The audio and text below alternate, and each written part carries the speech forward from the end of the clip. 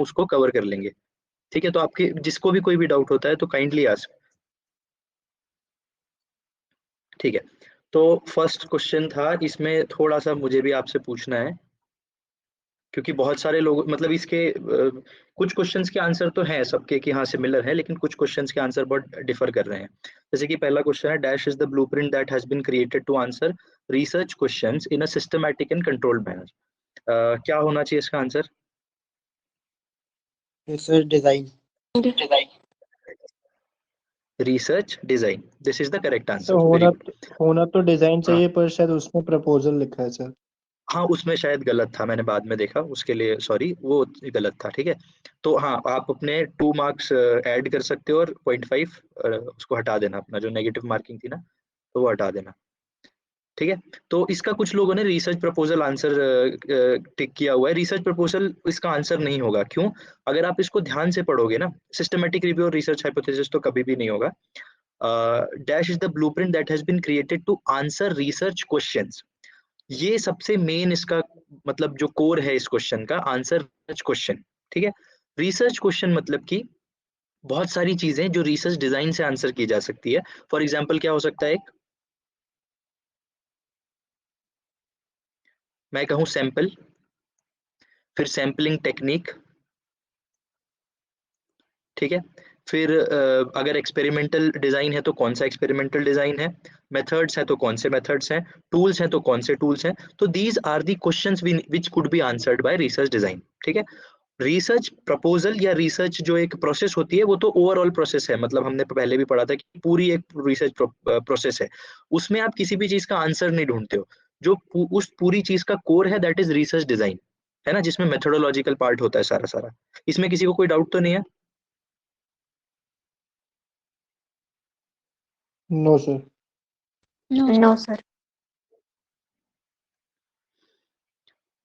ठीक है, this one, ये बहुत मतलब ऐसे लॉजिक से सॉल्व करने वाला आंसर था, क्योंकि हमने प्राइमरी और सेकेंडरी सोर्सेज तो पढ़े थे, लेकिन नेट में ऐसा नहीं होगा हमेशा कि वही क्वेश्चन आए जो हमने ऑलमोस्ट पढ़ रखा है, लेकिन उसी से एसोसिएटेड आएगा। ठीक है, तो ये बहुत लॉजिकली आप इसको सॉल्व कर सकते थे। Tertiary source of data is, इसका right answer is information derived from both primary and secondary sources. Fine, these are known as tertiary sources. Yes sir. ठीक है, अच्छा ये वाला कौन सा सोर्स होगा, फोर्थ वाला? मुझे इसका आंसर बताओ एक बार। Sir secondary. Correct, this will be secondary secondary source. Secondary. Data collected from policy papers, लेकिन policy papers are primary source, है ना, ये प्राइमरी है। ठीक, इंटरप्रेटेड बाय रिसर्चर हिमसेल्फ, अगर रिसर्चर ने उसको इंटरप्रेट किया that will come under secondary source. Fine, sir एक नेक्स्ट डाउट क्वेश्चन था इज, हाँ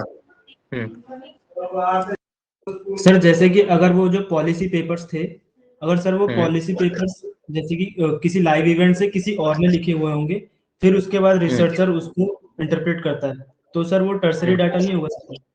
नहीं नहीं नहीं नहीं, that will be secondary only, that will be secondary only. ठीक है,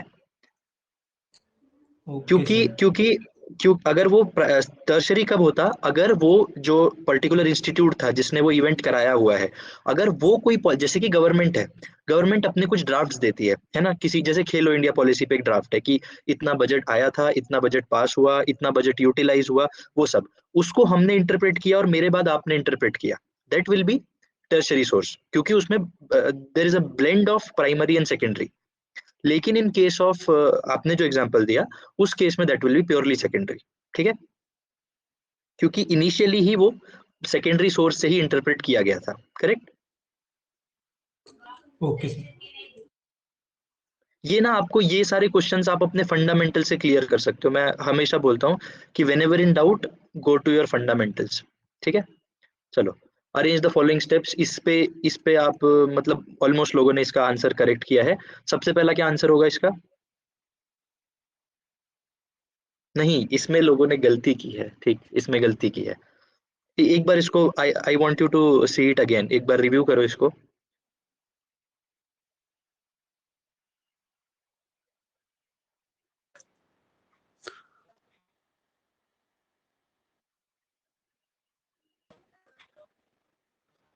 सर आपने फर्स्ट वन जो इज, इसमें हाँ हाँ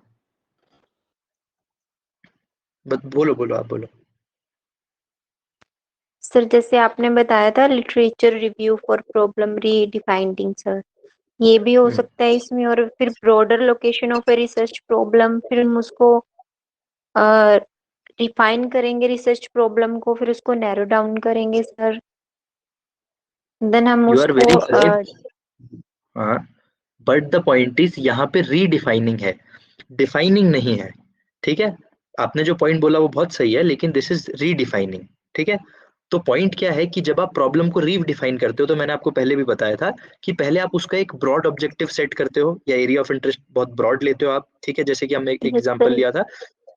हम्म सर यही दिया था आंसर तो हमने, जैसे कि मैं आपसे वो मतलब कंफर्म कर रही थी सर इसका कि लिटरेचर वाला तो नहीं है, हाँ मैंने हाँ, तो फर्स्ट नहीं ब्रॉडर नहीं नहीं, location of research problem he redefine. किया था इसमें। तो सबसे पहले आप ब्रॉड उसको डिफाइन करते हो, जैसे कि हमने स्किपिंग और एक्सप्लोसिव को किया था।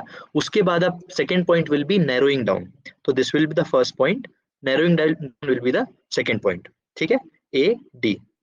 सो this is the correct answer, A D. ठीक, उसके बाद अगर हम आते हैं, तो आपने जब उसको नैरो डाउन किया, उसके बाद you will go for defining the problem statement.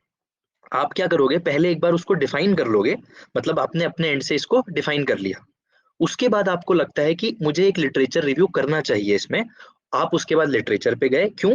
क्योंकि प्रॉब्लम को रीडिफाइन करना है। क्योंकि once you have defining defined problem, अब आप क्या करोगे, उसको रीडिफाइन करोगे। और ये बहुत बहुत नॉर्मल प्रोसेस है कि आप पहले प्रॉब्लम को डिफाइन करते हो, उसके बाद लिटरेचर रिव्यू करते हो या फिर किसी एक्सपर्ट के सजेशन से। Just give me a second ना, just give me a second.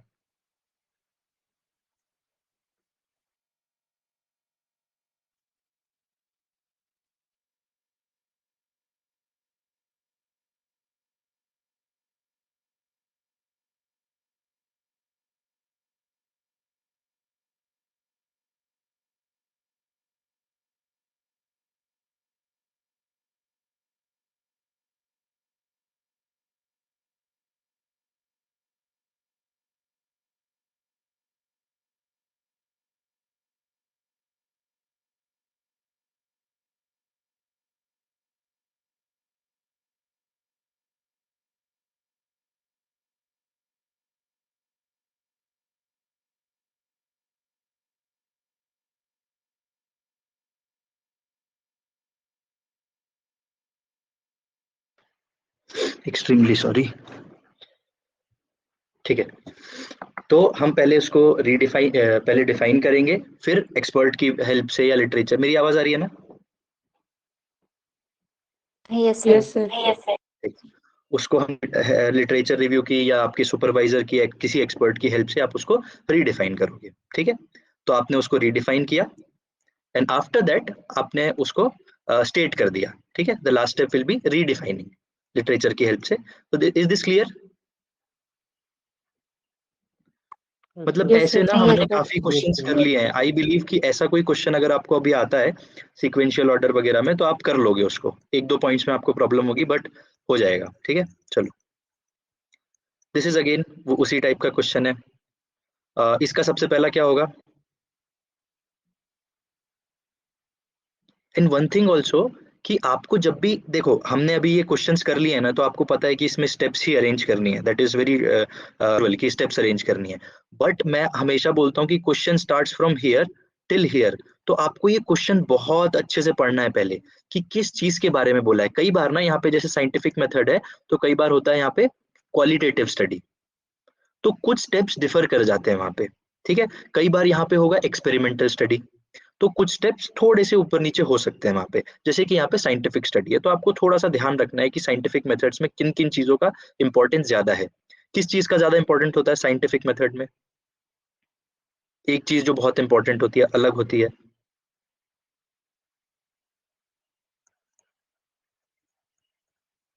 ठीक है, हाइपोथेसिस। हाइपोथेसिस। क्योंकि वहां पे ना आप एक हाइपोथेसिस देखो, दिस इज वेरी सिंपल, कि जब आप केस स्टडी कर रहे हो ना, मैंने पहले भी डिस्कस किया था ये अपन ने, कि जब आप केस स्टडी कर रहे हो, तो आप किसी इंडिविजुअली ऑर्गेनाइजेशन ने क्या काम किया, कैसे काम किया, मतलब व्हाट फैक्टर पे काम कर रहे होते हो, तो वहां पे आप कुछ भी प्री अज्यूम नहीं करते हो, हाइपोथेसाइज नहीं करते हो। लेकिन इन केस जब आप साइंटिफिक मेथड मतलब अपना रहे हो या कोई साइंटिफिक रिसर्च कर रहे हो, उस केस में क्या होता है, आप कुछ मान के चलते हो कि स्किपिंग विल इम्प्रूव और skipping will not improve explosive strength, ठीक है। और इसीलिए आपको उस हाइपोथेसिस को पूरी स्टडी में थरली आपको ऊपर से नीचे लेकर जाना होता है। एट द एंड आपको बताना होता है कि उस हाइपोथेसिस का कंक्लूजन क्या हुआ, whether it is accepted, rejected, fail to be rejected, वो सब। तो साइंटिफिक मेथड्स, इसमें सबसे पहला क्या होगा?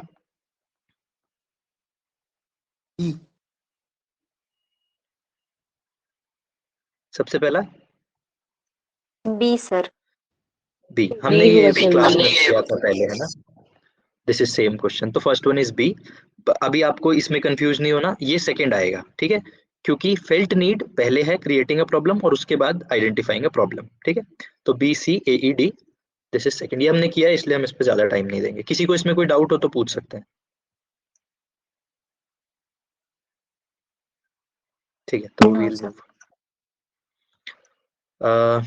इसका answer, thorough literature review can help researcher in spotting gaps for further research, है ना। क्या क्या होगा इसका answer? D and D. D and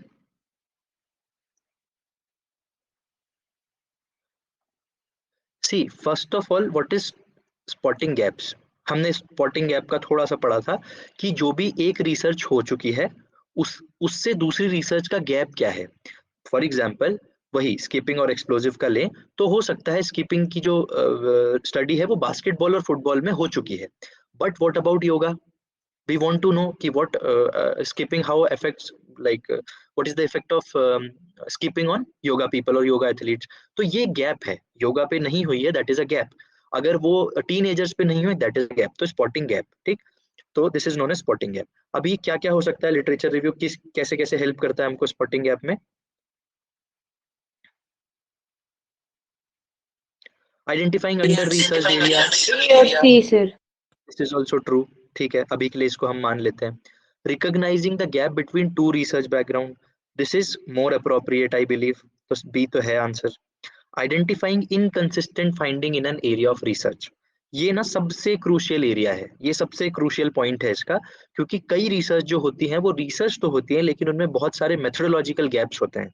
मतलब कि उनकी methodology, sample size, sampling techniques वो सब उतनी अच्छी नहीं होती या फिर क्लियर नहीं होती।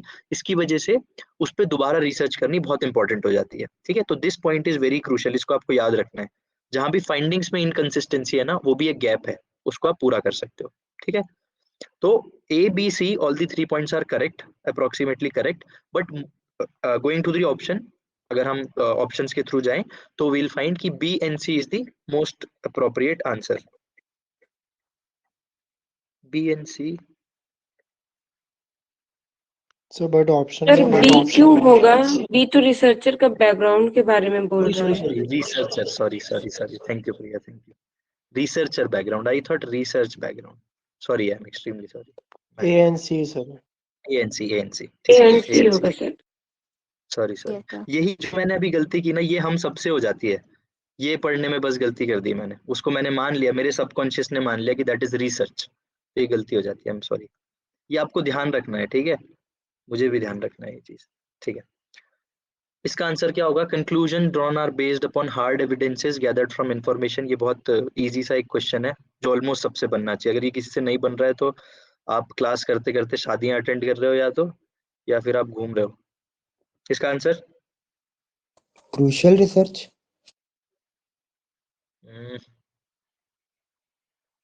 क्रूशियल नहीं,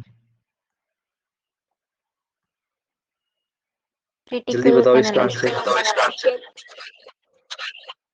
एम्पिरिकल स्टडी। एम्पेरिकल स्टडी, क्या हो गया ये? एम्पेरिकल, ये बहुत सिंपल है। देखो, conclusion drawn are based upon hard evidences. जहां भी एविडेंस आया तो 90% तो ये है कि आपको इस वर्ड को उससे कोरिलेट करना ही करना है। एम्पेरिकल को एक तो एविडेंस और एक तो एक्सपीरियंस, समझ में आया? अगर आपके नेट के पेपर में कहीं पे भी आपको रिसर्च के टर्म्स में एक्सपीरियंस और हार्ड एविडेंस या एविडेंस कहीं पे भी मिल रहा है, तो उसको आपको कोरिलेट करना ही करना है एम्पेरिकल स्टडीज से। एम्पेरिकल आर दो studies which could be felt, मतलब कि जिनको एक्सपीरियंस किया जा सकता है, जिनको प्रूव किया जा सकता है, जिनके अगेंस्ट एविडेंस क्रिएट किया जा सकता है, those are known as empirical. ठीक है, और इसमें तो पूरा लिखा है रियल लाइफ एक्सपीरियंसेस, ऑब्जर्वेशन, वो सब क्लियर है। Yes sir. अभी ना एक और छोटा सा मैं एक लॉजिक बताता हूँ आपको।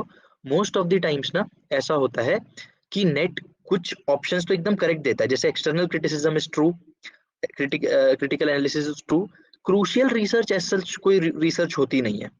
मतलब कि एक रिसर्च क्रूशियल हो सकती है अगर अच्छे से की जाए तो इंपॉर्टेंट हो सकती है। Crucial means what?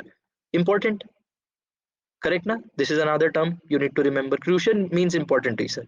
अगर इसकी जगह इंपॉर्टेंट रिसर्च दिया होता है तो यू नीड टू इस corner this option by default, क्योंकि इसका कोई खास मतलब नहीं है। जैसे कि मैं आपको एक और एग्जांपल दूं कि क्वेश्चन है कोई हिस्टोरिकल रिसर्च पे, ठीक है, एक तो है प्राइमरी डेटा, दूसरा है सेकेंडरी डेटा ऑप्शंस में, ठीक है, कोई क्वेश्चन आया और जिसमें ये ऑप्शंस है, एक है टर्शरी डेटा, और एक है, मान लेते हैं हम कुछ भी एक छोटा सा उन्होंने डेटा दे दिया, फॉर एग्जांपल फॉल्स डेटा, तो this is not going to be the answer, never. ठीक है, 99% of the time this is not going to be the answer, because this is just a term which they have put to fulfill this four options, तो उसको place कर दिया बस। तो यही ऐसा ही कुछ एग्जांपल ये है क्रूशियल रिसर्च में, आपको इस पे उतना ध्यान नहीं देना है। The words you have heard before, उस पे थोड़ा सा ज्यादा एम्फेसिस करना है। Getting my point? Yes sir. Yes. ठीक, तो ऐसा होता है बहुत बार, आप देखना अभी जब भी क्वेश्चंस आएंगे आई टेल कि ऐसा होगा आपके साथ, तो इसको थोड़ा ध्यान रखना है आपको कि जो ऑप्शंस उतना ठीक नहीं है।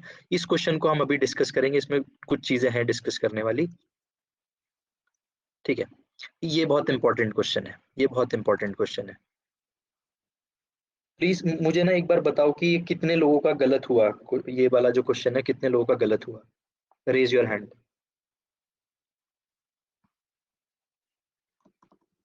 बी फ्रैंक, बी ऑनेस्ट, क्योंकि मोस्टली लोगों का गलत है ये।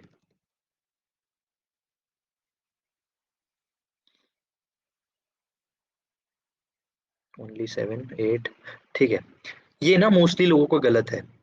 क्यों? और हमारी गलती पता है क्या होती है मोस्टली, जो मैंने एनालाइज किया है, हमारे ना नेट में जितने भी नेट या किसी भी क्वेश्चन में, जैसे कि पीएचडी का एंट्रेंस है, उसमें मोस्टली क्वेश्चंस गलत कहाँ पे होंगे पता है? And I guess you will agree on this. So assertions and statements. एक तो असर्शन रीजनिंग वाले, एक स्टेटमेंट्स वाले। हमारे लिए मैच द फॉलोइंग करना काफी इजी होता है, मतलब थोड़ा इजी होता है, थोड़ा बहुत बनेगा तो विल सॉल्व इट। थोड़ा सिक्वेंशियल ऑर्डर भी इजी होता है, और जो ऑब्जेक्टिव होते हैं, जो प्लेन ऑब्जेक्टिव होते हैं, जैसे ये वाला क्वेश्चन है, दैट इज वेरी इजी। लेकिन असर्शन और स्टेटमेंट में I hope you will agree, यही दो जो है मेन कल्प्रिट होते हैं हमारे एग्जाम्स में, जो हमारी मार्किंग स्कीम थोड़ी सी लो चली जाती है, सॉरी मार्क्स जो है स्कोर लो चला जाता है, वो ये दो कल्प्रिट्स होते हैं उसके। इसका पॉइंट ये है कि हम इतने बड़े स्टेटमेंट्स को ना तो समझ पाते हैं ना तो एब्जॉर्ब कर पाते हैं, ये सबसे बड़ी बड़ी समस्या है। हमें कॉन्सेप्ट पूरा आता है, लेकिन ये बड़े बड़े स्टेटमेंट्स जब आते हैं ना, तो पहले तो हम डर जाते हैं, 50% तो हमारा आंसर वहीं पे गलत हो जाता है। ठीक है, आपने ना कुछ नहीं करना, सिर्फ इन स्टेटमेंट्स को अच्छे से पढ़ना और उसको समझना है, बस आप इसको एक बार ट्राई करो, you will get the answer. Research, statement one is research does not necessarily provides the basic for nearly all government policy. All government policy, हमने आज तक जितनी भी क्लासेस की हैं, हमने कई बार मेंशन किया है गवर्नमेंट पॉलिसीज के बारे में, और उनको हमने प्राइमरी डेटा, ऑथेंटिक डेटा, इन सब के बारे में दिया है in our economic system, that too in our economic system. अब मुझे बताओ ये स्टेटमेंट सही होगा या गलत होगा? गलत होगा सर। कोई बोलेगा क्यों गलत होगा या कैसे गलत होगा? क्योंकि सर इसमें ऑल ओवर गवर्नमेंट पॉलिसी, इसलिए गलत होगा। रिसर्च डज नॉट यहाँ पे बोल रहा है, इसीलिए करेक्ट, उसका does not स्टेटमेंट ही बोल वहां रहा है। पे है। एक छोटी सी चीज है कि हमने फर्स्ट क्लास में एक शू खरीदा बाय रिसर्च, उस केस में भी हमने रिसर्च की थी। तो आप सोचो कि इतनी बड़ी गवर्नमेंट पॉलिसी जब कोई गवर्नमेंट इंप्लीमेंट करती है, that too an economic system और मे बी हेल्थ सिस्टम, किसी भी चीज में। फॉर एग्जाम्पल कल को रणदीप गुलेरिया जो हमारे AIMS मतलब एम्स के हेड हैं, वो आके कुछ स्टेटमेंट देते हैं कि ओमिक्रॉन इज वाइड स्प्रेड, मतलब उसका जो स्प्रेड है वो ज्यादा है, ठीक है, the infection is wide spread. उस केस में कहीं ना रिसर्च छुपी हुई है, मतलब वो अपने से आके अजम्पशन नहीं कर रहे हैं, वहां पे कुछ ना कुछ रिसर्च है। तो जितने भी स्टेटमेंट्स होते हैं जो ऑफिशियल्स के द्वारा दिए जाते हैं, गवर्नमेंट पॉलिसीज के द्वारा दिए जाते हैं, वहां पे कहीं पे भी रैंडम स्टेटमेंट्स नहीं होते हैं या फिर किसी के एक इंडिविजुअल के अजम्पशन पे नहीं होते हैं, ठीक है। दिस इज वेरी लॉजिकल कि research does not necessarily provide, तो this is absolutely wrong. Research does provide the basic for all necessary government policies, correct.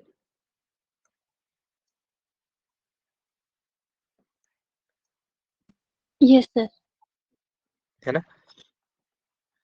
फिर second statement is through research we can devise alternative policies and can also well examine the consequences of each of this alternative। अगर आप इसको ध्यान से पढ़ोगे तो you will say कि this statement is by default correct। जैसे कि Rajkumari Amrit Kaur scheme was shut down, ठीक है, it was closed। क्यों क्लोज की, क्यों बंद की गई, ताकि क्योंकि उसके पीछे कोई ना कोई रिसर्च, कोई ना कोई कमेटी बैठी थी, उन्होंने अपनी रिपोर्ट दी, कुछ ना कुछ सर्च किया होगा उन्होंने, कुछ ना कुछ उसकी रिपोर्टिंग थी, दैट्स वाई उसको बंद किया। After that Sai was formed. अब इसका भी कुछ ना कुछ रिसर्च रहा होगा, उसी के बेसिस पे कोई भी नई चीज आई। तो you need to make sure, ये क्वेश्चन तो नहीं आएगा लेकिन ऐसे बहुत सारे लॉजिकल क्वेश्चंस आएंगे जिनमें आपको ऐसा कुछ वर्ड मिलेगा या फिर ऑल नॉट, तो इसको थोड़ा ध्यान से देखना है।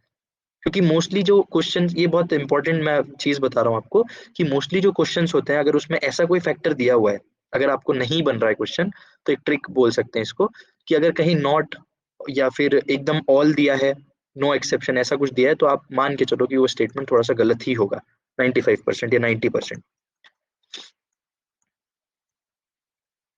ठीक है। Next question is why do you need to review the existing literature.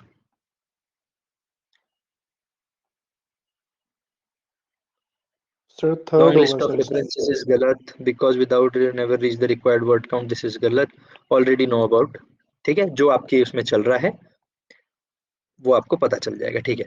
ये वाला क्वेश्चन, सर दिस इज, हाँ सर 8th क्वेश्चन का सर आंसर आई थिंक ए दे रखा है सर। इसका, हाँ सर, इसका डी होना चाहिए ना सर। हाँ हाँ हाँ, इसे first one is false, first one is false, ठीक है। आंसर्स मैं एक बार और देखूंगा, पर डी ही था सर, ठीक था, मेरे को तो ठीक से हुआ था। मुझे मुझे तो याद है कि डी था इसका, डी ही था सर, सही था। फर्स्ट सर वन मेरे में एक का गलत था। ए शो हो रहा था सर, पता नहीं क्यों। चलो ठीक है, कोई नहीं, हम देख लेंगे, ठीक है। This question is from research aptitude, जहाँ पे आपको थोड़ा सा अपना दिमाग लगाना पड़ेगा, ये किसी बुक में आपको ऐसे नहीं मिलेगा कि भी आप नहीं बता पाओगे। This is very like rational question कि आप अपना थोड़ा सा एप्टीट्यूड लगा के इसको सॉल्व करोगे, ठीक है। तो what could be the answer, क्योंकि इसमें ऑलमोस्ट 3 आंसर्स जो है ऑलमोस्ट सेम, या मैं बोलूँ सिमिलर हैं, जो आप बोल सकते हो कि सही होने चाहिए। A bunch of students curious to find out the solution of a scientific question approaches the problem with set question, approaches the problem with satisfactory prior knowledge. This could be attributed as, am I correct, of the subject and tries to find the answer। अभी ये जो पूरी process, उन्होंने पूरी condition दे दी है कि एक curious है, वो सॉल्यूशन चाहिए उनको, एक रिव्यू ऑफ लिटरेचर भी है, उनके पास प्रायर नॉलेज है और वो एक आंसर ढूंढना चाह रहे हैं।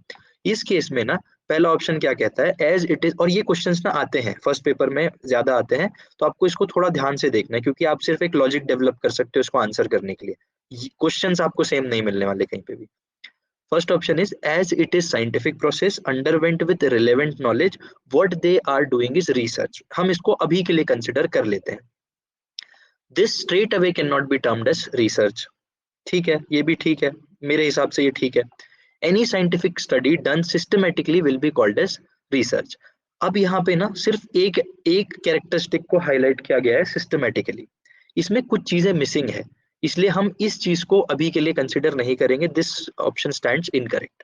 किसी को कोई डाउट है इसमें? No sir. है ना? Beside all the conditions of research, this is not a systematic study. Very apparently मतलब बहुत clearly, which could be called as a research, hence it is a immediate process. अब आप बताओ कि इन तीनों ऑप्शंस में से फर्स्ट, सेकंड और फोर्थ में से कौन सा अप्रोप्रिएट या बहुत जस्टिफाइड आपको एक ऑप्शन लग रहा है? Fourth sir. Fourth one sir. तो कलेक्टिवली यही आंसर होना चाहिए, ठीक है? यही इसका आंसर होगा, क्योंकि इन्होंने बहुत अच्छे से उसको एक्सप्लेन किया हुआ है कि सारी कंडीशंस तो फुलफिल की जा रही है, लेकिन that is not systematic. One thing which could be called as research, hence it is a immediate process. उन्होंने उसको रिसर्च नहीं है ऐसा भी कंसिडर नहीं किया, जैसे इसमें कहा है straight away can not be term, लेकिन उन्होंने उसको एक बोला है इमीडिएट प्रोसेस हो सकती है। और इमीडिएट प्रोसेस को हम क्या बोलते हैं? एक टाइप की research, action research. Action research. ठीक है? इमीडिएट प्रोसेस को हम कह सकते हैं एक्शन रिसर्च। तो अगर कोई ऑप्शन होता जहां पे उन्होंने लिखा होता कि ये सब कंडीशंस तो ठीक है, but this could not be termed as a actual research, but it could be termed as action research, तो वो ऑप्शन भी थोड़ा सा सही होता। ये समझ में आया ये वाला question? This is important one. Yes sir. तो अगर आप मतलब आपके मेरे हिसाब से ये paper was moderate to tough, थोड़ा सा मॉडरेट, इजी तो इसमें नहीं थे क्वेश्चंस, मॉडरेट टू टफ था। तो अगर आपने इसको सिर्फ अटेम्प्ट किया है तो दैट इज नॉट गुड। अगर आपने इसको थरली पढ़ा है या एक दो बार इस पेपर को, आप एक चीज ना थोड़ा समझना, हो सकता है आपको ऐसा लगे कि यार ये तो क्या है, बकवास है, एक ही पेपर को दोबारा क्यों देखना है। पर यू विल फाइंड कि जब आप इसी पेपर को दोबारा देखोगे ना, यू विल फाइंड आपको कम से कम 2 या 3 चीजें नहीं मिल जाएंगी इसमें। ऑप्शंस को देखोगे, क्वेश्चन को देखोगे, यू विल फाइंड कि 2-3 चीजें और नहीं मिल गई। तीसरी बार देखोगे यू विल फाइंड कि और 2-3 चीजें या एक चीज नहीं मिल गई, ठीक है? ऐसा होगा अगर आप इसको ध्यान से देखोगे, तो दिस विल डेफिनेटली हैपन। तो जब भी आप किसी पेपर को देते हो ना, या फिर आप किसी पेपर को सॉल्व कर रहे हो, तो एटलीस्ट उसको 2 बार तो देखो। देने के बाद 2 बार तो देखो, यू विल फाइंड कि आपकी गलतियां कहाँ कहाँ हो रही है, छोटी छोटी मिस्टेक्स जो है कहाँ पे होती है, then only you will improve, ठीक है? This is the last question. इसको हम थोड़ा सा एलोबरेटिव एक्सप्लेनेशन करेंगे, और मैं ये चाहता हूँ कि ये कंफ्यूजन ना आपका क्लियर हो जाना चाहिए, अभी यहाँ पे क्लियर हो जाना चाहिए कोरिलेशनल और ये वाला, क्योंकि इसमें काफी डाउट होता है, तो इसको आपको क्लियर कर लेना है। मैंने लास्ट में नोट्स भी दिए हुए हैं, इसका चाहे आप नोट्स बना लो या स्क्रीनशॉट ले लो। दीज आर, मैंने 2-3 बुक से इसको असेंबल करके रखा है आपके लिए, तो आप इसको रखना अपने पास। दिस इज समथिंग वैल्यूएबल, कभी भी आपको डाउट हो आप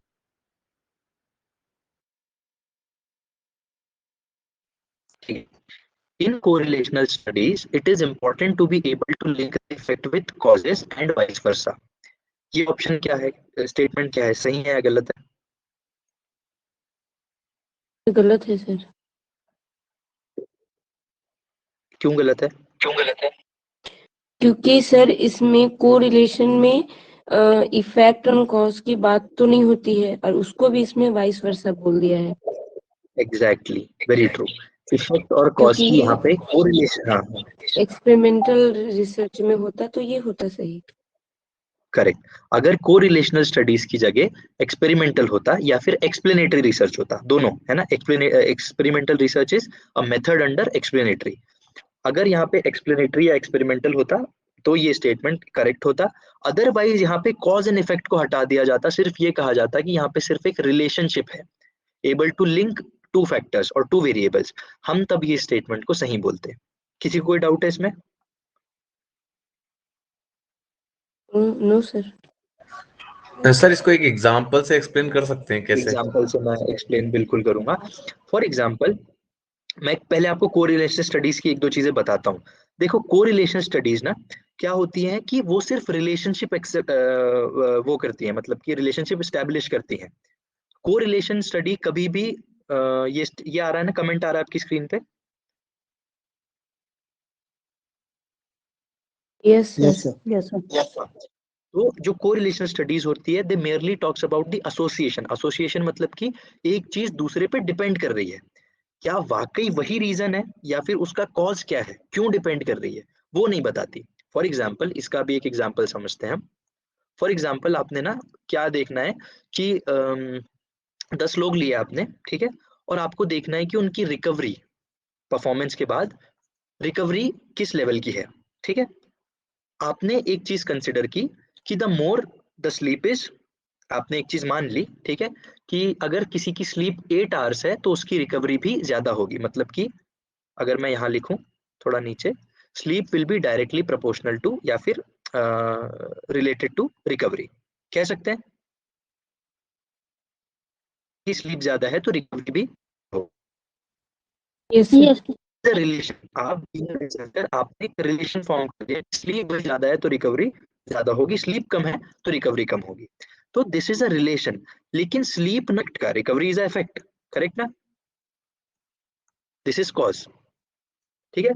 तो आपने इन जनरल सिर्फ एक फॉर्म कर लिया लोगों का। क्यों क्यों आपने देखो क्या क्या किया, आपने देखा कि एक बच्चा की मैं 8 घंटे था और लेटेस्ट सपोज की रिकवरी में उसको उसने रेटिंग दी कि भाई 10/10। दूसरा बच्चा बोला कि सर मैं 7 घंटे सोया था, मेरी भी 10/10 है। तीसरा बच्चा बोलता है सर मैं 4 ही घंटे सोया था लेकिन मेरी जो है वो 5 है, ठीक है। चौथा बच्चा कहता है सर मैं 5 घंटे सोया था और मेरी 7 है। आपने इससे एक एसोसिएशन बना लिया। क्या एसोसिएशन बना लिया? कि the more the number of sleeping hours 8 और 7, वहां पे रिकवरी ज्यादा है, ठीक है। तो this is just a relationship which you formed, मतलब कि रिसर्चर ने इसको फॉर्म किया है। इसके बेसिस पे आपके पास कोई एविडेंस नहीं है, मतलब कि ये सिर्फ एक कोरिलेशन है, एक रिलेशनशिप है जो आपने फॉर्म किया। इन केस आपको इसको कॉज एंड इफेक्ट में चेंज करना है तो आप क्या करोगे, क्या कर सकते हो अगर कॉज एंड इफेक्ट में चेंज करना है तो?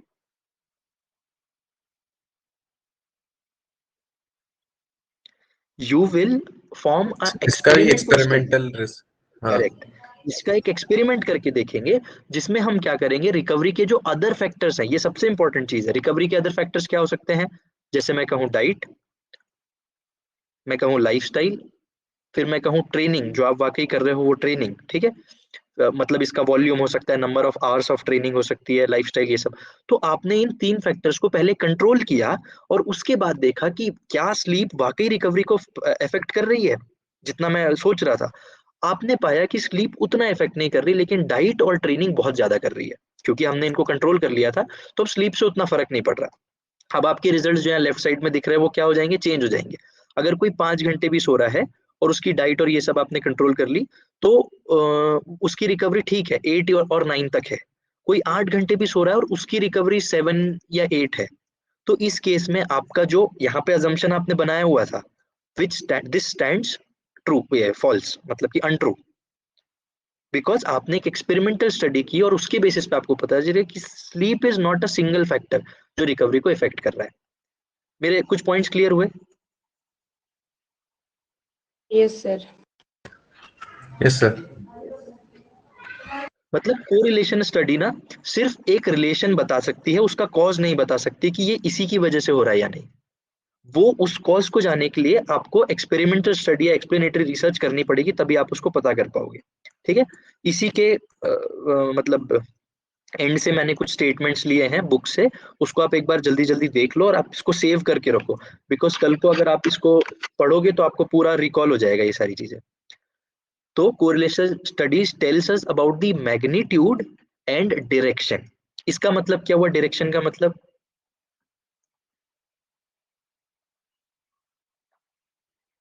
पॉजिटिव नेगेटिव पॉजिटिव और रिलेशन। नेगेटिव। फॉर एग्जांपल अभी हमने बोला था कि स्लीप के ज्यादा होने से the more the sleep the more will be the recovery, correct. एक नेगेटिव कोरिलेशन लेते हैं कि more will be the number of training hours, training hours अगर ज्यादा होंगे तो रिकवरी क्या होगी मेरी? अगर ट्रेनिंग ज्यादा तो रिकवरी भी ज्यादा चाहिए। नहीं मतलब होगी क्या, मतलब मुझे टाइम अच्छा कैसे नहीं, हाँ मिलेगा? लेस, हाँ नेगेटिव के लिए लेस लेस रिकवरी ना। रिकवरी। जी। तो स्लीप का रिकवरी के साथ एक पॉजिटिव कोरिलेशन है, मतलब कि यहाँ पे प्लस साइन है। तो this plus and this minus is known as magnitude, getting? ये जो प्लस और माइनस साइन है, फॉर एग्जांपल स्लीप और रिकवरी के साथ मैंने देखा कि 0.81 का कोरिलेशन है, ठीक। तो जो कोरिलेशन होता है ना वो ऐसे ही होता है, -1 to +1, ठीक है। -1 to +1 होता है, इसकी वैल्यूज फिक्स्ड है। मतलब ये इसको ये प्रूवन वैल्यू -1 to +1 कोरिलेशन होगा बस। ठीक है, आर वैल्यू आती है वो -1 to +1 होगी। ठीक है, ये ज्यादा स्ट्रॉन्ग कोरिलेशन है या फिर ये वाला ज्यादा स्ट्रॉन्ग कोरिलेशन है? सर 0.49। ज्यादा स्ट्रॉन्ग बोल रहा हूँ मैं। 0.8 सर जितना जीरो वाली के क्लोज होगा उतना स्ट्रांगली कोरिलेटेड है ना वो। Wrong, wrong, wrong, wrong. -1 to +1 means +1 is perfectly positive correlated. Perfectly positive correlation. Perfect positive. इसका मतलब two things if given a magnitude of +1 correlation they are perfectly correlated. मतलब sleep की वजह से recovery एकदम improve होती है, reduce होती है, whatever. तो 8-1 is more powerful. 4-9 is less powerful. And when you go near to 0, मान लो 0.49 है, अगर आप और 0 तक जाओगे तो ये है जीरो कोरिलेशन। मतलब कि फॉर एग्जांपल इंटेलेक्ट का फैट से, मतलब आप कितने मोटे हो उससे आप कितने इंटेलिजेंट हो उससे कोई रिलेशन होता है क्या? नो क्या मैं कह सकता हूँ मोटे लोग बहुत ज्यादा इंटेलिजेंट होते हैं या फिर मोटे लोग कम इंटेलिजेंट होते हैं? नो सर, ऐसा कुछ नहीं। No sir. That says zero correlation, कोई कोरिलेशन नहीं है।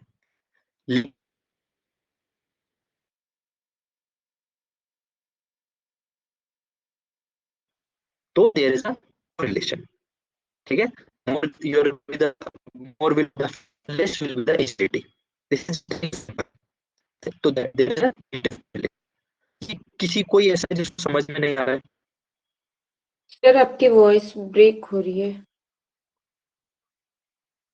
आवाज क्लियर नहीं है मेरी? नो सर, अभी थोड़ा गड़बड़ हो रहा है। अभी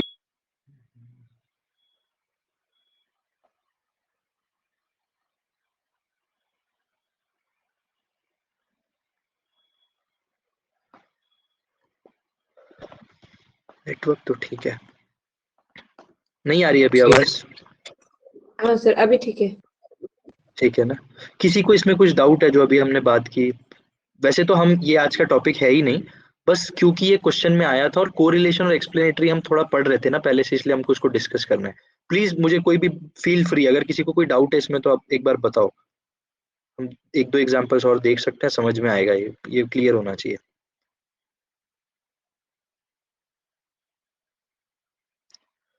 तो ना इसका एक और एक बहुत इंटरेस्टिंग फैक्ट है। हाँ सर इसको हम इस तरीके से एक्सप्लेन कर सकते हैं क्या कि जब भी हम दो कोई वेरिएबल्स को सेट कर रहे हैं आपस में तो वो कोरिलेशनल रिसर्च के अंडर आएगा, बट जब भी हम उन्हें मैनिपुलेट कर रहे हैं कम ज्यादा मतलब उन्हें वेरी कर रहे हैं किसी एक को भी और दूसरे का इफेक्ट देख रहे हैं, देन वो उसमें आएगा एक्सप्लोरेटरी में। हाँ, एक्सप्लेनेटरी, ये लास्ट पॉइंट वही है, वेरी करेक्ट, ये हम बिल्कुल कह सकते हैं। ठीक है, तो यही मैं अभी आपको बताने वाला था कि जब हम कोरिलेशनल स्टडीज करते हैं ना, ठीक है, तो वहां पे सिर्फ रिलेशन होता है। इसका मतलब हम एक इफेक्ट का दूसरे पे कुछ देख नहीं होते, मतलब एक का इफेक्ट दूसरे पे कुछ देख नहीं रहे होते। इसका मतलब क्या हुआ, जैसे आपको एक आपके आगे आ रहा होगा, the effect of agility ladder on performance. यहाँ पे हम देख रहे हैं कि एजिलिटी लैडर्स का परफॉर्मेंस पे क्या इफेक्ट होता है। इसका मतलब agility ladders is independent variable और परफॉर्मेंस इज डिपेंडेंट वेरिएबल। लेकिन इन केस अगर आप अगर कुछ रिसर्चेस देखोगे जिसमें कोरिलेशनल रिसर्च होगी, तो वहां पे आप ये देखोगे relationship between so and so, relationship between X and Y variable. ठीक है, वहां पे आपको इफेक्ट और ये सब नहीं देखने मिलेगा, क्योंकि वहां पे कोई भी मैनिपुलेशन नहीं किया जा रहा जिसके आप इफेक्ट देखो, इंडिपेंडेंट का इफेक्ट देखो। वहां पे प्योरली आप सिर्फ दो फैक्टर्स पे काम कर रहे हो, दो वेरिएबल्स पे काम कर रहे हो जो आपस में कोरिलेटेड है। ठीक है, तो क्या इसमें कोई इंडिपेंडेंट और डिपेंडेंट वेरिएबल हो सकता है कोरिलेशनल स्टडीज में? No sir. तो यहाँ से एक बहुत इंपॉर्टेंट कंक्लूजन निकल आता है कि कोरिलेशनल स्टडीज में there is no independent and dependent variable, both are dependent with to each other. मतलब कोई उसमें इंडिपेंडेंट डिपेंडेंट का सीन नहीं है कोरिलेशनल स्टडीज में। समझ में आया? Yes sir. ये सारे पॉइंट्स मैं पर्सनली चाहता हूँ कि आप सब नोट डाउन करो, क्योंकि ये बहुत वैल्यूएबल पॉइंट्स है, आपको ऐसे नहीं मिलेंगे, इसको आपको लिटरेचर पहले पढ़ना पड़ेगा तब जाके ये पॉइंट सब मिलेंगे आपको। और यही सब कुछ कुछ जो एक्सेप्शनल चीजें होती है ना, क्योंकि देखो जितनी भी एक्सप्लेनेटरी रिसर्च है उसमें इंडिपेंडेंट डिपेंडेंट का कॉन्सेप्ट है, कौन सी रिसर्च नहीं है जिसमें ये कॉन्सेप्ट है, दैट इज कोरिलेशन स्टडीज, और इस पे एक क्वेश्चन बन जाएगा। ठीक, तो second point is correlation does not imply causation. Same, cause का कोई उसमें फैक्टर नहीं होता है कि उसका कॉज क्या है, वो हो रहा है बस, that's it. just because you find a correlation between two things doesn't mean you can conclude one of them causes the other for a few reason। सिर्फ आपको एक एसोसिएशन मिला इस वजह से आप ये नहीं कह सकते। फॉर एग्जाम्पल मैंने ये कहा कि सिगरेट पीने से आपकी एज जो है, आपकी जो लाइफ एक्सपेक्टेंसी है वो रिड्यूस हो जाती है, लाइफ एक्सपेक्टेंसी रिड्यूस हो जाती है। What is this? This is merely a correlation कि अगर आप सिगरेट पियोगे तो लाइफ एक्सपेक्टेंसी कम हो जाएगी, लेकिन बहुत सारे दूसरे कॉजेज हैं, जब आप उनको कंट्रोल करोगे, एक्सपेरिमेंट करोगे, तब आप कहोगे कि वाकई सिगरेट पीने से लाइफ एक्सपेक्टेंसी रिड्यूस होती है, हैम्पर होती है। गेटिंग? आई होप अभी तो ये सब क्लियर होगा आपको। Yes sir. Yes sir. Yes sir. ठीक है, थर्ड पॉइंट इज ये पॉइंट तो आपको क्लियर होगा, लेकिन मैं बस चाहता हूं कि आप ये देखो क्योंकि बहुत इंपॉर्टेंट है, मैं बार बार इसलिए रिट्रेट कर रहा हूँ। The term independent variable and dependent variable does not apply, ये तो हमने देख लिया। अगर आपको चाहिए तो मैं एक एग्जांपल दिखा सकता हूँ, मैंने यहाँ नोट करके रखा है गूगल स्कॉलर पे। फिर correlational research involves measuring two variables and assessing the relationship that too with magnitude. Magnitude जहां भी आए इसका मतलब होता है वैल्यू। क्या होता है मैग्नीट्यूड का मतलब? वैल्यू, मतलब वही जो हम Value. 899 0.41 0.5 है ना, ये सब वैल्यूज है। मैग्नीट्यूड में आपको कंफ्यूज नहीं होना, क्योंकि ये जिस एक टर्म है तो थोड़ा सा हाइप है जिसका मैग्नीट्यूड समझ नहीं आता क्या है। With no manipulation of independent variable, क्योंकि इंडिपेंडेंट है ही नहीं तो मैनिपुलेशन कहाँ से होगा। Then in an experimental design you manipulate an independent variable and measures its effect on dependent variable। experimental में ये तो हमें पता है। other variables are controlled, this is very important statement कि experimental studies में जो दूसरे variables होते हैं ना, जैसे कि जो नए हैं उनको मैं थोड़ा सा explain कर देता हूँ।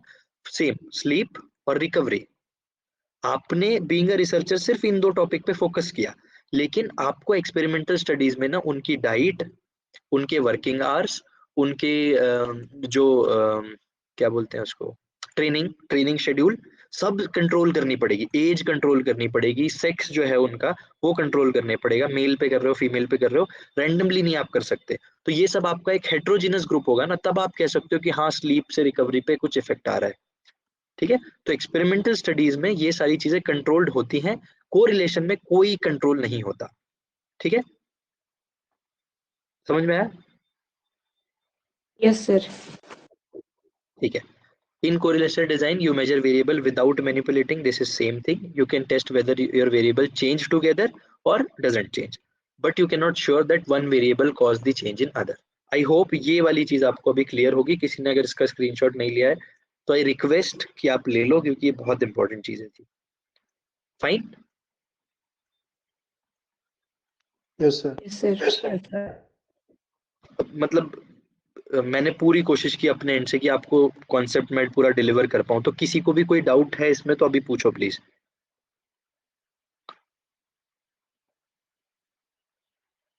नहीं ना? No sir. No sir. ठीक है, तो will move forward.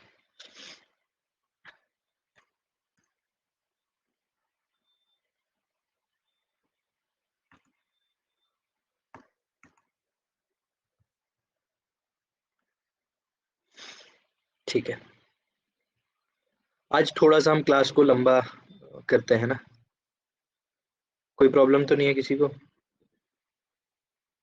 No sir. No sir. ठीक है, आज हम पूरा लिटरेचर रिव्यू जो है सेकंड स्टेप है ना वो हम कंप्लीट करेंगे। लिटरेचर रिव्यू एक अपने आप में बहुत इंपॉर्टेंट टॉपिक है। ठीक है, ये थोड़ा इंट्रोडक्शन हमारा बहुत लंबा चला गया जो क्वेश्चनियर वाला सेशन था, पर कोई बात नहीं, मेरे हिसाब से हमारा ऑब्जेक्टिव क्लियर है कि आपको चीजें समझ में आ गई। ठीक, तो ये ना एक टॉपिक है जो काफी अंडररेटेड है, मतलब मोस्टली रिसर्चर्स और मोस्टली लोग इसको ध्यान देते नहीं है उतना, पर ये एक ऐसा टॉपिक है जो बहुत थरली नेट में क्वेश्चन पूछे पूरी रिसर्च प्रोसेस में। ठीक है, इस पे हमने काफी चीजें पढ़ी थी। इसका थोड़ा सा हम लिटरेचर बस लिटरेचर देखना है हमको आज। मैं आपको सिर्फ बता रहा हूँ कि बुक्स में आपको कैसे फाइंड आउट करना है, जो अभी मैं आपको पूरा बताऊंगा, मैं 1 मिनट में बताता हूँ बस। ठीक है, तो पर्पस ऑफ रिव्यू क्या होता है ये हमें ऑलमोस्ट चीजें पता है। इंफॉर्मेशन ऑलरेडी एग्जिस्ट है, कितनी है, क्या है, गैप क्या है लिटरेचर में। Find other people working on your field, this is very important, क्योंकि आप अगर उसी काम को कर रहे हो तो 3 साल बाद 2.5 साल बाद आपका काम जीरो हो जाने वाला है, क्योंकि वही चीज ऑलरेडी हो चुकी है।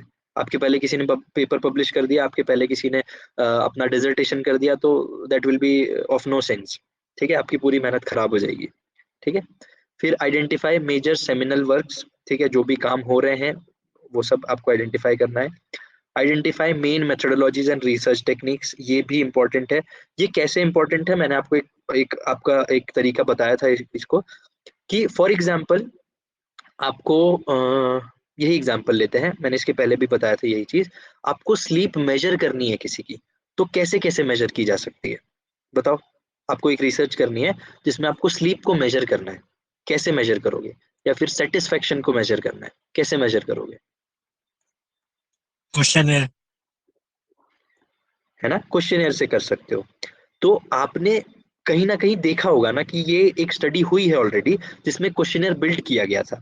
या फिर मान लेते हैं सेटिस्फेक्शन पे नहीं हुई कोई स्टडी, तो पहले आप एक क्वेश्चनर बिल्ड करोगे एक रिसर्च से, उसके बाद आप स्टडी को कंडक्ट करोगे। तो ये सब मेथोडोलॉजीज में आपको पता चलता है कि क्या क्या टेक्निक्स आप अप्लाई कर सकते हो। For example, this is very common question, अगर आपको किसी की एक्सेलरेशन एबिलिटी चेक करनी है, एक्सेलरेशन एबिलिटी, तो आप कौन सा टेस्ट करोगे? एक्सेलरेशन टेस्ट करना है आपको, तो क्या टेस्ट करोगे आप बताओ, कौन सा टेस्ट करोगे?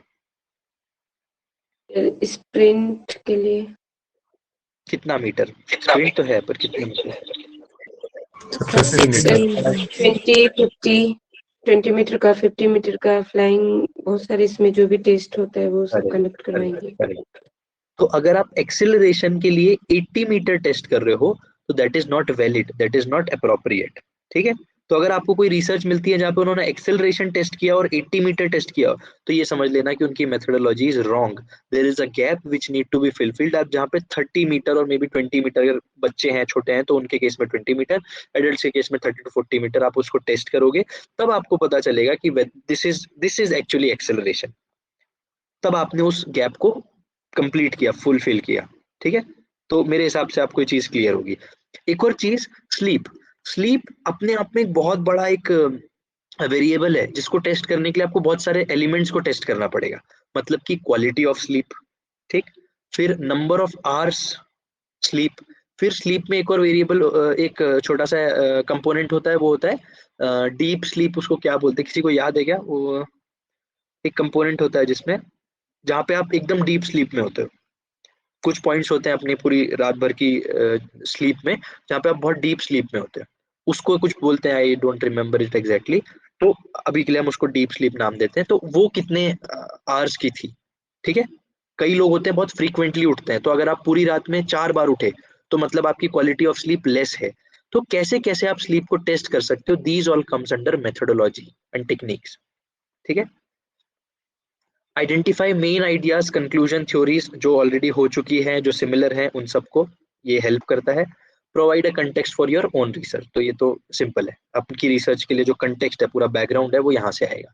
Show relationship between previous studies and theories, तो ये सिर्फ एक आपके लिए था कि अगर इसमें कोई नया पॉइंट आपको दिखे, क्योंकि क्वेश्चन ऐसा आ जाएगा, which among them is not point which helps the like, which among them is not a purpose of review of literature, या फिर लिटरेचर रिव्यू का कौन सा एक पर्पस नहीं है। तो आपको पता होना चाहिए कि ये सब पर्पस है। ठीक है, अब आते हैं कि मैं आपको जो बता रहा था कि आपको बुक्स कैसे कैसे देखनी है।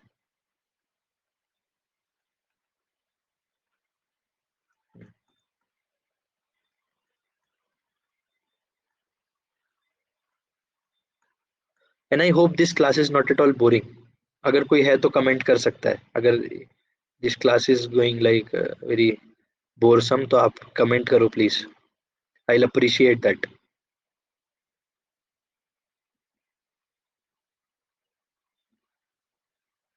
नहीं ना, कमेंट कर सकता है कोई क्लास खत्म होने तक।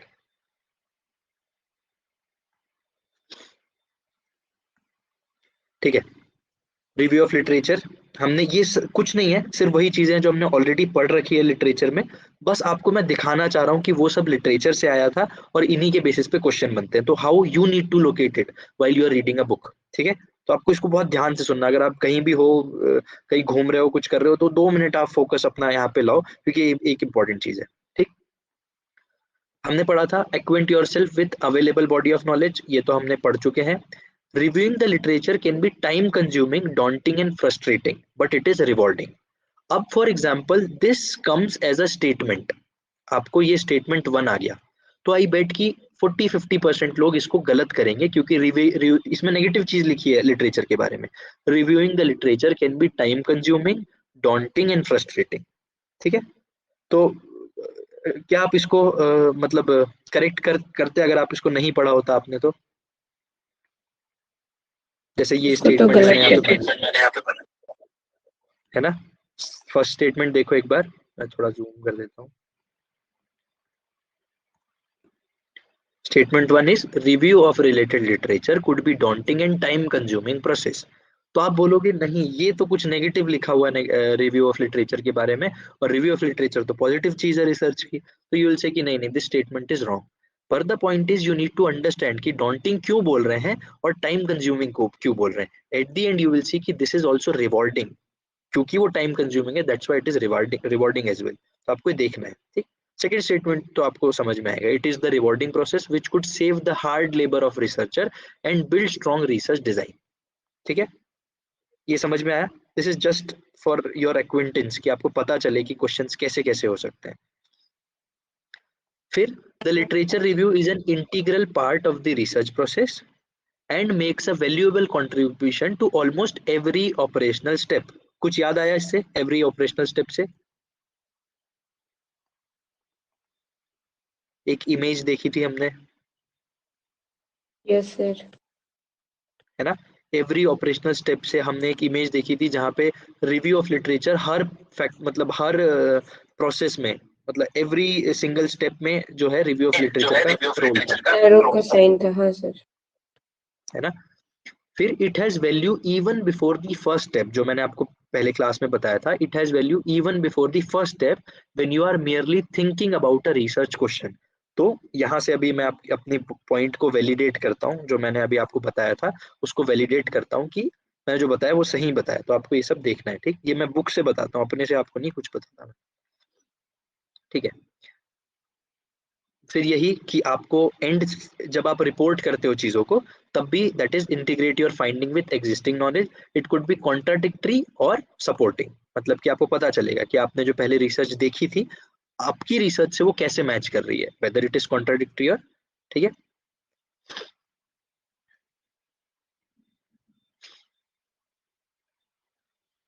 अब ये जो बुक आपको मैंने भेजी हुई है ना, ये वही बुक है, आपको इसको पढ़ना है एक बार टाइम निकाल के थोड़ा, ठीक है।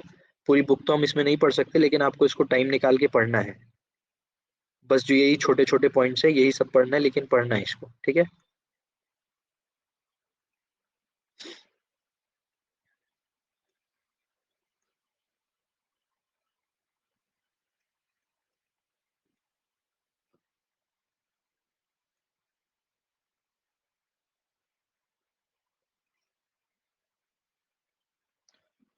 रिव्यू ऑफ लिटरेचर हमने ऑलमोस्ट पढ़ लिया था।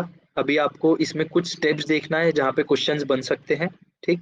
तो ये एक स्टेप देखो आप, these are the 4 steps involved in conducting a literature review, ठीक। सर्चिंग फॉर एग्जिस्टिंग लिटरेचर, ये तो बहुत कॉमन है, जो पहला स्टेप होना चाहिए। रिव्यूइंग द सिलेक्टेड लिटरेचर, मतलब कि आपने, ये पहला स्टेप है, आपने इनमें कुछ लिटरेचर को सिलेक्ट किया, मतलब हो सकता है कि थाउजेंड्स ऑफ लिटरेचर हो आपके टॉपिक पे, आपने उसमें से 50 लिटरेचर को सिलेक्ट किया, क्योंकि those were associated, closely associated. एक चीज जो है हमारी रह गई, यहाँ पे राइट साइड में देखना आप, जो लिटरेचर होता है ना, लिटरेचर होता है ना, वो 2 टाइप से आप क्लासिफाई कर सकते हो, ठीक है। दिस इज इंपॉर्टेंट थिंग, हम इसको ऐसे पढ़ रहे हैं, पर आप इसको 2 टाइप से क्लासिफाई कर सकते हो। एक is critical, first is critical, second is allied. Critical का मतलब होता है, क्या हो सकता है क्रिटिकल का मतलब?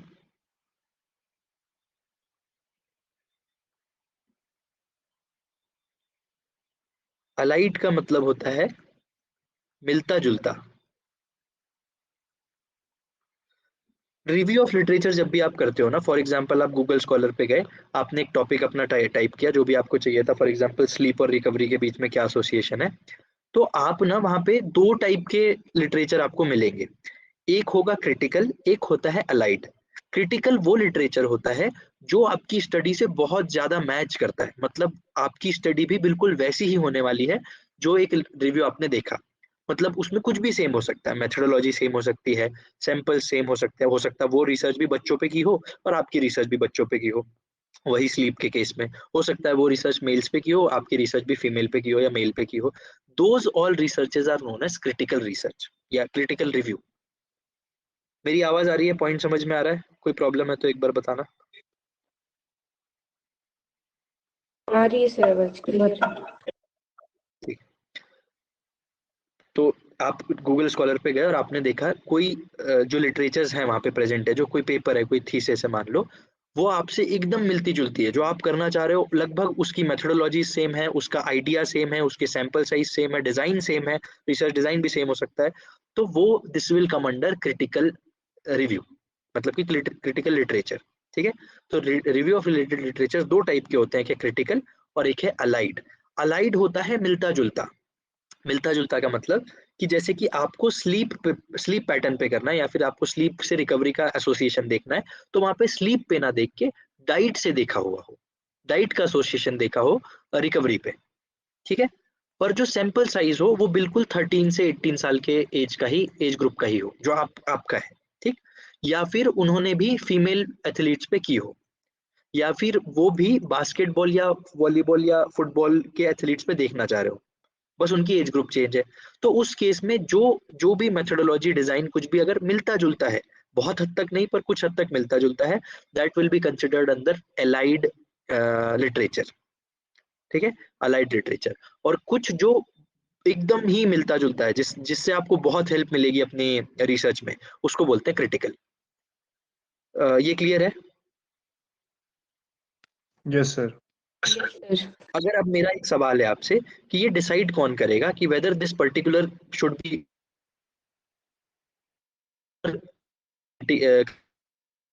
Should be clubbed under allied review, कौन डिसाइड करेगा ये?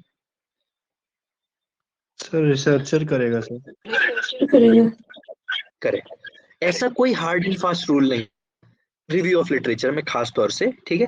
देखो रिसर्च मेथोडोलॉजी में जो एक पार्ट है, मतलब डिजाइन और वो सब ना, वो काफी साइंटिफिक होता है, उसमें आपको हर चीज पे एकदम फोकस करके चलना पड़ता है कि आप गलती ना करो, हर चीज को वैलिडेट करना पड़ता है। ठीक है। लेकिन रिव्यू ऑफ लिटरेचर ना काफी डिपेंड करता है रिसर्चर पे। रिसर्चर चाहे तो एक आर्टिकल को कह सकता है कि this is very critical to me, क्योंकि उसने उसको हेल्प किया, no one is going to ask. वो कहता है, वो अगर चाहे तो किसी एक आर्टिकल को अलाइड बोल सकता है, क्यों? क्योंकि उसने बहुत कम हेल्प दी उसको, या फिर उसने बहुत नेग्लिजिबल हेल्प की उसको, बहुत कम हेल्प की। उस केस में वो कहेगा कि दिस इज अलाइड लिटरेचर। इसका कहीं भी अकाउंट नहीं होता। क्या आप मतलब एक जो पेपर होता है, चैप्टर होता है, चैप्टर 2 होता है, करेक्ट? चैप्टर 2 होता है हमारा जो रिव्यू ऑफ लिटरेचर है, उसमें बहुत सारे आप आर्टिकल्स मेंशन करते हो जो आपकी स्टडी में हेल्प कर रहे हैं। ठीक। मैं आपको एग्जांपल भी दिखाऊंगा। उस केस में ना आप कहीं पे भी ये नहीं लिखोगे कि this one is critical, this A1 is was critical, B1 was allied, C1 was critical, ऐसे आपको कहीं मेंशन नहीं करना होता है। लेकिन बस ये इतना सा पॉइंट है कि कौन से रिव्यू ने आपको बहुत ज्यादा हेल्प की और कौन सा वाज एलाइड, जो मिलता जुलता था सिर्फ। तो उस केस में सिर्फ रिसर्चर और रिसर्चर पे जो हेल्प मिली है उस पर्टिकुलर, वो डिसाइड करेगा कि दैट इज क्रिटिकल और एलाइड। ये समझ में आया क्रिटिकल और एलाइड वाला? सर हाँ। तो मतलब ऐसा बोल सकते हैं सर, क्रिटिकल जो होता है वो डीपली फोकस्ड होता है। हाँ, काफी ज्यादा एसोसिएट होता है आपकी स्टडी जो आप करना चाह रहे हो उससे। ओके। और किसी को इसमें कुछ डाउट है? No sir. मुझे एक तो डर लगता है, आपको डाउट नहीं होते तो फिर मुझे लगता है समझ नहीं आ रहा। डाउट होना इज वेरी इंपॉर्टेंट, खासतौर से रिसर्च में। तो अलाइड और ये ना क्रिटिकल आपको कहीं ना कहीं ऑप्शंस में मिलते रहेंगे जब आप क्वेश्चन वगैरह करोगे, तो ऑप्शन सेक्शन नहीं बनता डेडिकेटेड, पर इस पे ऑप्शंस वगैरह में मिलते रहते हैं, तो आपको पता होना चाहिए व्हाट इज अलाइड न्यूट्रिशन। ठीक है, आई होप इसका आप थोड़ा सा लेक्चर देखना, कम नहीं देगा, थोड़ा कम होता है, पर मिल जाएगा नेट वगैरह पे, आपको भेज भी दूंगा, उधर अपलोड करूंगा टीचमेंट पे, आप देख लेना एक बार। ठीक है, 4 steps, searching for existing literature, reviewing the selected literature. Literature में वही हम पॉइंट आएगा क्रिटिकल और एलाइड वाला, उसमें आप उसको क्लब कर सकते हो कि which one is critical, which one is allied, depending upon the help it is offering. Critical कितनी हेल्प दे रहा है, एलाइड कितनी हेल्प दे रहा है। ठीक है, और कोई आपसे पूछेगा नहीं, कोई अकाउंटेबिलिटी नहीं है इसकी, वेदर वाई ये क्रिटिकल ही क्यों रखा आपने, ऐसा कुछ नहीं। फिर डेवलपिंग अ थ्योरेटिकल फ्रेमवर्क और डेवलपिंग अ कॉन्सेप्चुअल फ्रेमवर्क। अब मुझे एटलीस्ट 3 पॉइंट आपको मुझे ना 3 पॉइंट्स बताना है जो इस उसमें आते हैं। डेवलपिंग अ थ्योरेटिकल फ्रेमवर्क, क्या क्या पॉइंट्स आ सकते हैं? रिव्यू देख लिया आपने, जितने भी सिलेक्ट किए थे उन्हें देख लिया, उसके बाद आपको अपनी रिसर्च के लिए एक थ्योरेटिकल फ्रेमवर्क सेट करना है, तो आप क्या क्या पॉइंट्स आ सकते हैं उसमें? सोचो थोड़ा सा, इसको आप रीजनिंग के फॉर्म में लो। उसका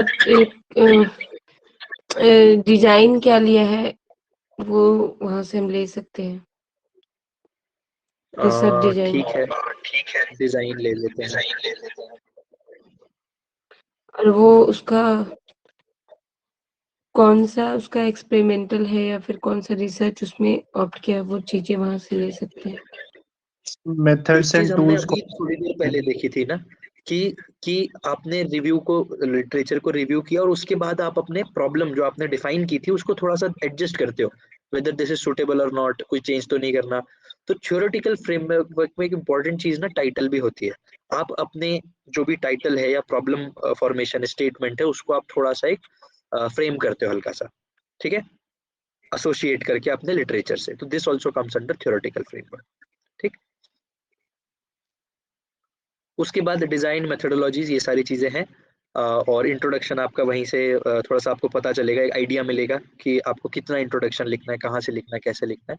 तो जो भी ऑन पेपर थ्योरेटिकल चीजें होंगी सारी सारी, that comes under developing of theoretical framework. ठीक है,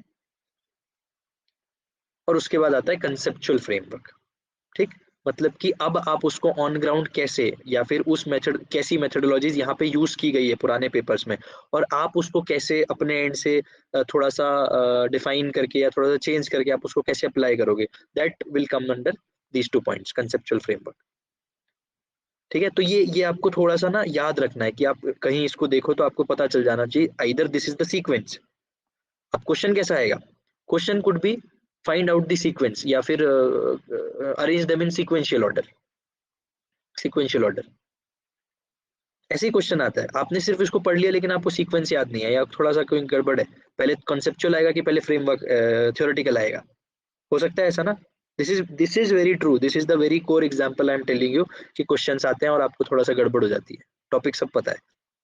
तो यहाँ पे आपको हो जाएगा कि यार पहले कंसेप्चुअल आएगा या फिर पहले थ्योरेटिकल आएगा, तो द करेक्ट ऑर्डर इज पहले थ्योरेटिकल फिर कंसेप्चुअल। इन सब के लिए आपको पढ़ना पड़ेगा।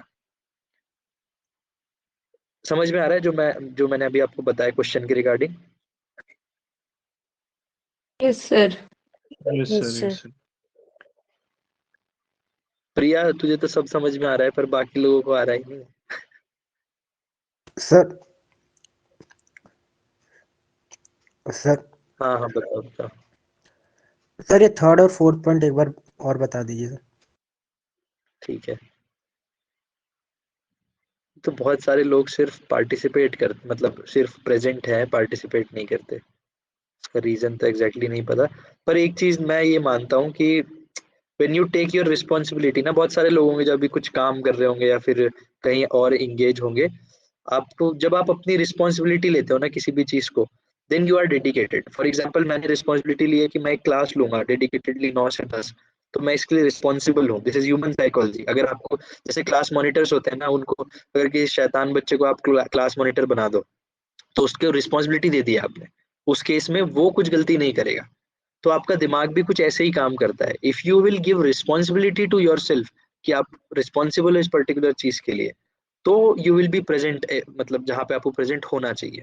ठीक, अदरवाइज आपको रात के 9 बजे डेली काम होगा कुछ ना कुछ, तो ये बिल्कुल होने वाला है। तो अगर आप रिस्पॉन्सिबल हो गए अपने लिए या आगे के लिए, एग्जाम को लेके, अपने स्कोर्स को लेके, then you will do something. Otherwise ये काम हम डेली होते रहेंगे, आप डेली बिजी रहोगे इस टाइम पे। For those who are not like more participating, अगर कर रहे हैं तो नो प्रॉब्लम, ठीक है। थर्ड और फोर्थ पॉइंट पे हम आते हैं। This is simply I am telling कैसे क्वेश्चंस आ सकते हैं। अब आप ही डिफाइन करोगे कि what will be the theoretical framework, what will be the conceptual framework. आपने एक लिटरेचर को सिलेक्ट कर लिया, फिर आपने उसको आराम से रिव्यू कर लिया कि आप कौन से अलाइड है, कौन से क्रिटिकल है। उसके बाद आप एक फ्रेमवर्क बनाओगे ना, मेथोडोलॉजी की फ्रेमवर्क बनाओगे, डिजाइन की फ्रेमवर्क बनाओगे, आपको कौन सा स्टैटिस्टिकल टेक्निक लगाना है। फॉर एग्जांपल आपने 10 आर्टिकल देखे, 10 आर्टिकल में से 5 में टी टेस्ट लगा है, मतलब एक टेस्ट होता है स्टैटिस्टिकल टेक्निक, एक टी टेस्ट लगा है और कुछ में XYZ लगा है, ठीक है, इसमें ABC लगा है, इसमें XYZ लगा है। अब यू विल बी कंफ्यूज्ड कि आपको कौन सा लगाना है।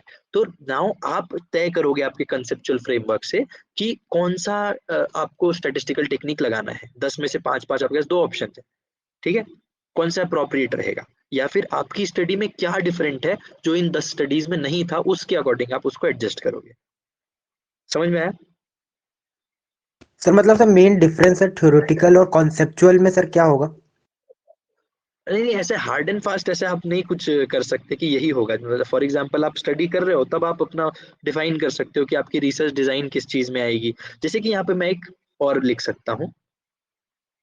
सर एक सेकेंड।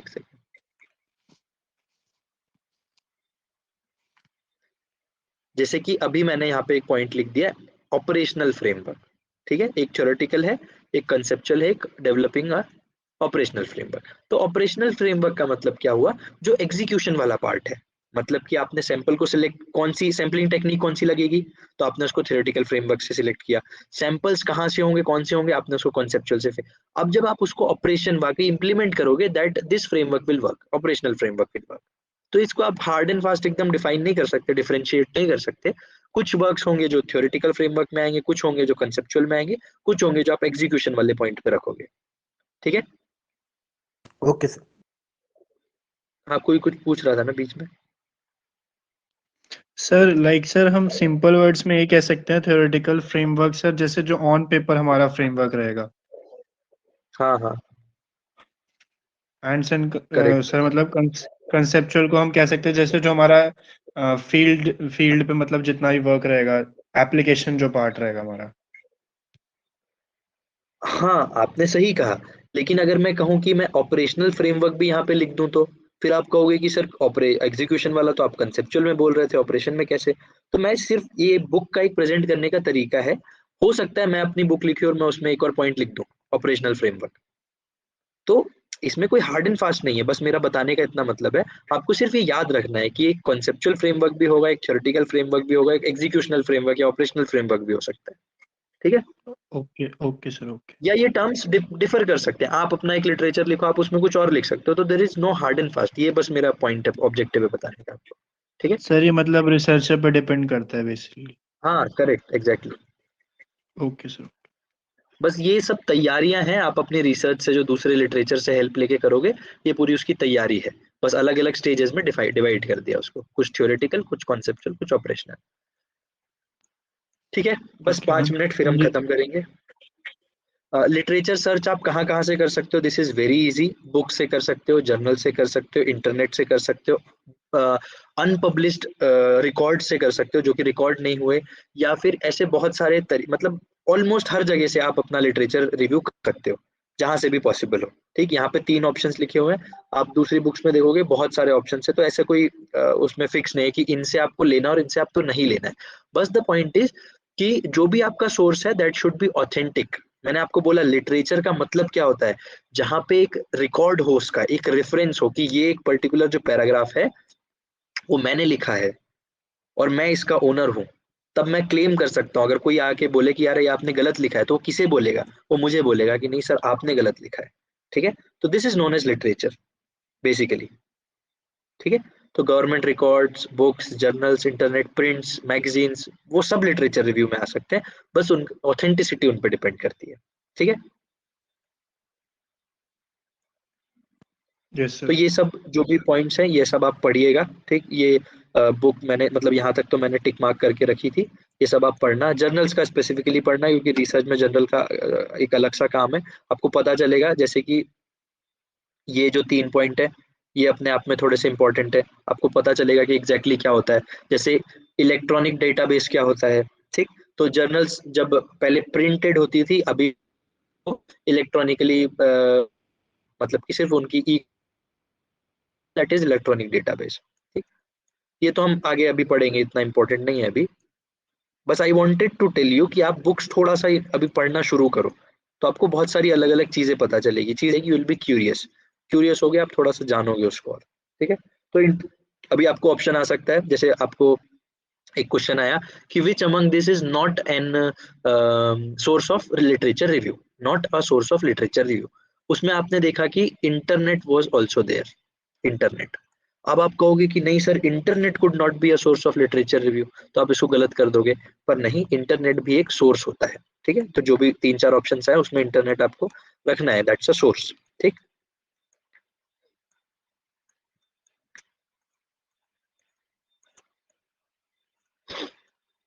फिर इसमें वही बहुत सारे ऑप्शंस भी एग्जांपल्स भी हैं जिसमें आपको पता चल जाएगा, तो आप ये खुद से पढ़िएगा, ठीक। ऑलमोस्ट जो चीजें थी मैंने आपको बता दी। अगर किसी को डीप डीप में जाना है, जैसे थियोरेटिकल फ्रेमवर्क का इसका पूरा एक्सप्लेनेशन दिया हुआ है, कंसेप्चुअल फ्रेमवर्क का पूरा एक्सप्लेनेशन दिया हुआ है, तो आप उसको एक बार पढ़ लेना। कुछ होगा तो हम इसको कल डिस्कस कर लेंगे, ठीक है। और from tomorrow we'll start this. और मैं एक और चीज आपसे चाहता हूँ कि मैं टॉपिक बता दिया करूंगा सुबह या दोपहर में, तो आप उसका एटलीस्ट हल्का सा एक बार देख के आओ, जो देख के आएगा उसको चीजें थोड़ी और ज्यादा क्लियर होंगी, ठीक है। तो अब मैं टॉपिक्स बताऊंगा आपको, आप उसको एक बार देख के आना, that will help you in this class, fine. तो will end here. I hope the session was informative और आपको चीजें समझ में आई होगी, पूरा लिटरेचर रिव्यू, और मोर ओवर जो क्वेश्चंस हमने सॉल्व किए, कैसे सॉल्व किए, वो सब आपको थोड़ा सा एक आइडिया मिला होगा आज।